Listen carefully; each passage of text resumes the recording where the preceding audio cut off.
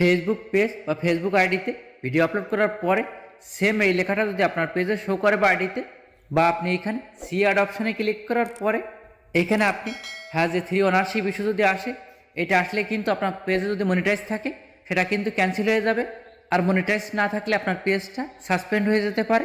এইটা আপনি সমাধান কিভাবে করবেন আজকের এই ভিডিওতে দেখানো হবে। চ্যানেলে নতুন হলে প্লিজ সাবস্ক্রাইব করবেন এবং বেল বাটন বাজাবেন। ফেসবুকে ফলো এবং শেয়ার করবেন প্লিজ। ওনারশিপ ইস্যুটা আপনার পেজ বা আইডিতে যদি প্রোটেক্ট কন্টেন্ট আপনি চালু করে রাখেন, তখন কিন্তু এটার সাথে সাথে ইস্যুটা দিয়ে থাকে।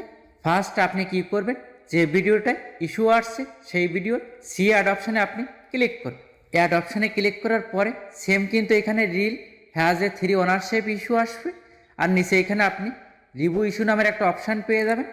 এইখানে আপনি কখনোই রিভিউ ইস্যুতে ক্লিক করবেন না। রিভিউ ইস্যু করলে কিন্তু আপনার পেজ বা আইডি মনিটাইজ থাকলে সেটা ক্যান্সেল হবে, আর যদি মনিটাইজ না থাকে সেক্ষেত্রে কিন্তু আপনার পেজ বা আইডিটা সাসপেন্ড হয়ে যেতে পারে। রিভিউ ইস্যুটা কখন করবেন, যখন দেখবেন আপনার কন্টেন্ট সব কিছু আপনার নিজের, যেমন ভিডিও আপনার নিজের, ভয়েস নিজের, সব কিছুই ভিডিওতে যেগুলো ব্যবহার করছেন সব কিছুই আপনার নিজের, সেই ক্ষেত্রে আপনি এখানে রিভিউ ইস্যুটা করবেন।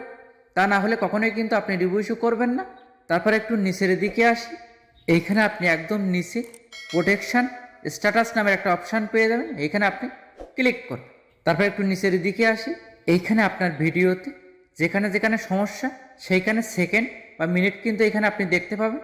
আমার যেমন 2 সেকেন্ড, 19 সেকেন্ড, 33 সেকেন্ডে কিন্তু আমার এই ভিডিওতে সমস্যা আছে, এখানে কিন্তু এখানে ইস্যুটা দিয়েছে। এইটা আপনি সমাধান কিভাবে করবেন, ব্যাগে আসি।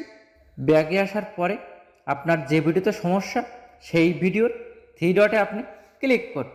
তারপরে এখানে মুভ টু ট্রাস্ট নামের একটা অপশান পেয়ে যাবেন, মানে ডিলেট অপশান, এখানে আপনি ক্লিক করুন। তারপরে এখানে ডিলেট অপশানে ক্লিক করার পরে এখানে মুভ অপশানে ক্লিক করবেন।